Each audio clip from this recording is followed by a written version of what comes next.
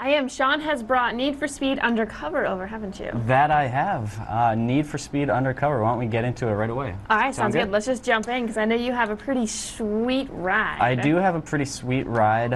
This is this is the Nissan 370Z. It was a car that they just unveiled last week, but it's already in Need for Speed Undercover. I'm kind of showing off some custom vinyl and aftermarket body modifications on this thing. It's a pretty sweet car. So your car's heavily modifiable, if that is a word or a phrase. I think it is, and the answer is yes. You can you can tune and tweak and adjust your cars pretty extensively. Now, basically the gist of Undercover is that it's a lot more like Need for Speed Most Wanted than it is the most recent one, Pro Street, meaning it's an open world racing game. It has cops in it, so you can really tick off the cops and they'll come after you, and they're pretty angry. And the cool part about it is that, like Burnout, you've got all these different events and objectives scattered around the world. I'll open up my GPS map here. It's got a pretty good variety. Circuit is a standard race, and then you've got stuff like Cost Estate, which is basically a destruction derby. You're running around, destroying police cars, knocking stuff over, just racking up as much damage as you can. Now, doing that, are you going to hurt your car? If I do that, I am going to hurt my car, but damage is mostly cosmetic. So right now, I'll just get into one of the basic circuit races. See if they can stand up to my sweet shredding for freedom Nissan. All right, let's check out the sweet shredding Nissan, which interestingly enough is a tongue twister. Yes. Okay, stock paint job? No, it is definitely not. Really? I should mention that. I customized that very thoroughly on my own. I believe the car is silver when you get it stock. That would sound about right, because there's plenty of those. Yeah. So this tends to have more of kind of like European cars as opposed to like Dodge Neons. There's definitely no Dodge Neons. There are American cars in there. You can get a Ford GT, you can get various Pontiacs, Camaros, and things like that. But there is a good selection of Japanese, European cars. So the race is starting up right here. You'll see it's a very cinematic game. Every event you do has like a really cool cutscene opening it up.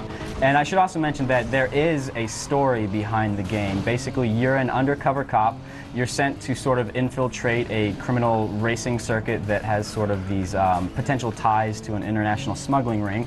And they've returned to these sort of semi-cheesy full-motion video cutscenes that the Need for Speed series has been historically known for. I don't want to spoil any of the plot, so we're not going to show any of those today, but they're pretty interesting, and they feel a lot like an episode of 24, very sort of like flashy and cinematic. Well, that's kind of neat. Yeah, basically one of the big departures from last year is that there's a head-on collision truck there, by the way. Pro Street was sort of a simulation style game. It felt a bit more realistic than this. This is a very, well, not super arcadey, but it's definitely more forgiving than Pro Street was. Yeah, you did just head on a pickup truck. Yeah, and I'm still driving to see the day. Yeah. Part of it is because I've got the power of freedom driving my car right now.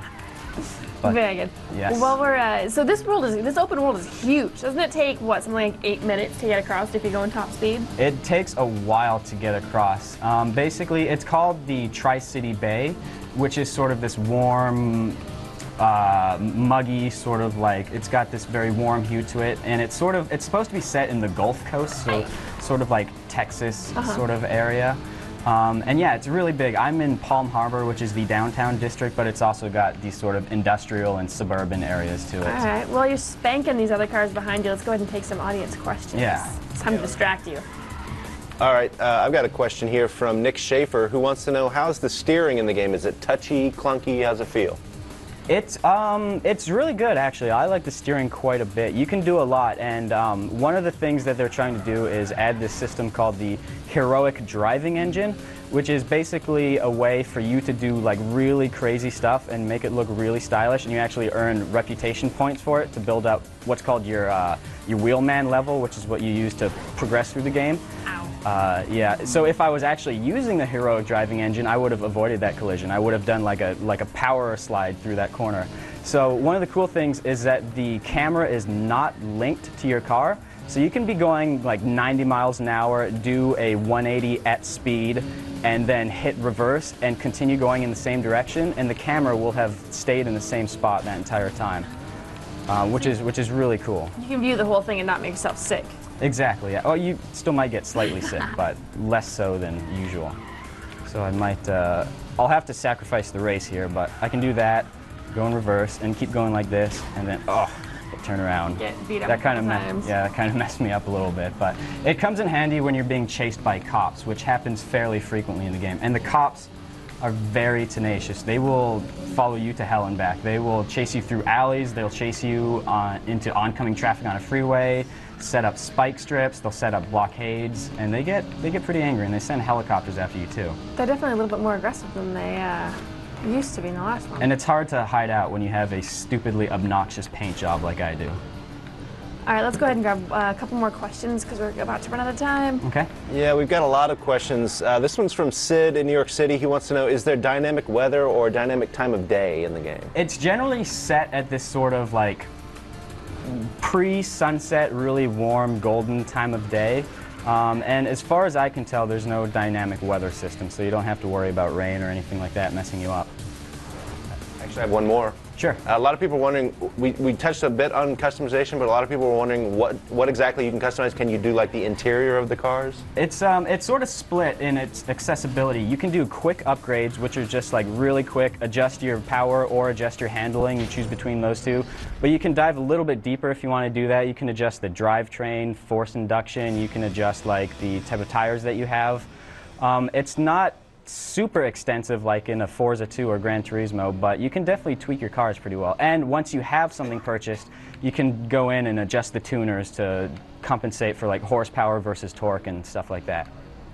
All right, fantastic, Sean. Okay, so when's it coming out? I believe it is coming out on November 18th. Okay, and then what's it coming out on? As far as I know, Xbox 360, PS3, Wii, PC. I don't know about the PlayStation 2. I'll have to follow up with you guys on that. All right, well, so there you guys have it. The new Need for Speed's coming out, and it looks like it's a little bit better than the last installment. So, but right now, we're going to go ahead and take you over to the starting block where we're going to have some tips and tricks for you on your games.